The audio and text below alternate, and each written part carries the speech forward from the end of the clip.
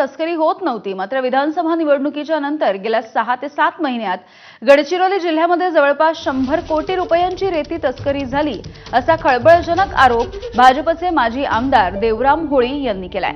अधिकाऱ्यांच्या संगनमताने ही रेती तस्करी होत असल्याचा गौप्यस्फोट त्यांनी केला आणि सरकारला घरचा आहेर दिलाय। माझ्यासोबत आज माजी आमदार तथा विद्यमान प्रदेश उपाध्यक्ष डॉक्टर देवराम होळी साहेब, नेमकं काय आहे 100 कोटींची रेती तस्करी गडचिरोली जिल्ह्यात होते असं आपण म्हणतो। या रेतीमध्ये मोठ्या मोठ्या जे रेती माफिया आहेत याच लोकांचा या ठिकाणी मोठा राज्य आहे। कारण गडचिरोली जिल्ह्यामध्ये या देशाचे पंतप्रधान नरेंद्र मोदी साहेब यांचे पंतप्रधान आवास योजना असतील, आमच्या आदिवासीचे असतील, ट्रायबलचे असतील आणि विविध घरकुल योजनांमध्ये मात्र लोकांना रेती भेटत नाही। परंतु या ठिकाणी मोठ्या प्रमाणात रेतीचे तस्कर होते। त्या लोकांनी एकही पोकलँड असेल, टिपर असेल, JCB असेल किंवा ट्रक असेल असा एकही मोठ्या ट्रॅक्टरवर, JCBवर किंवा टिपरवर कुठल्याही प्रकारची कारवाई करत नाही। म्हणजे जेणेकरून मोठ्या लोकांना मात्र या गडचिरोली जिल्ह्यामध्ये मोठा अभय आहे।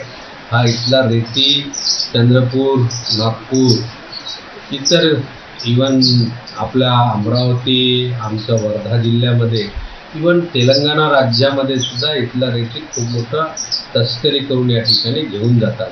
त्याच्यातून 100 कोटीचा आतापर्यंत या 6-7 महिन्याच्या आत रेतीचा मोठा तस्कर सुरू आहे।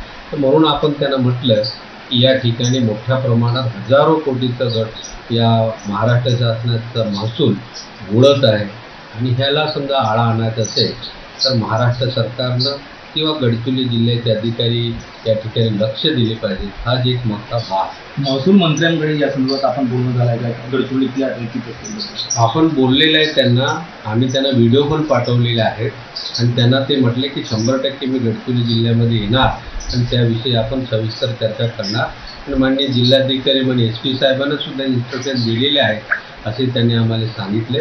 परंतु या ठिकाणी आपल्याला माहीत आहे गडचिरोली जिल्ह्याची परिस्थिती आणि या गडचिरोली जिल्ह्यामधून एवढा आपण महाराष्ट्राला आपण रेव्हन्यू देऊ शकतो, परंतु इथं रेव्हन्यू महाराष्ट्राला न देता या ठिकाणी अधिकाऱ्याच्या संगनमतानं काही रेती माफिया मोठा या ठिकाणी तस्कर सुरू केले। मंगेश भांडेकर, ABP माझा, गडचिरोली।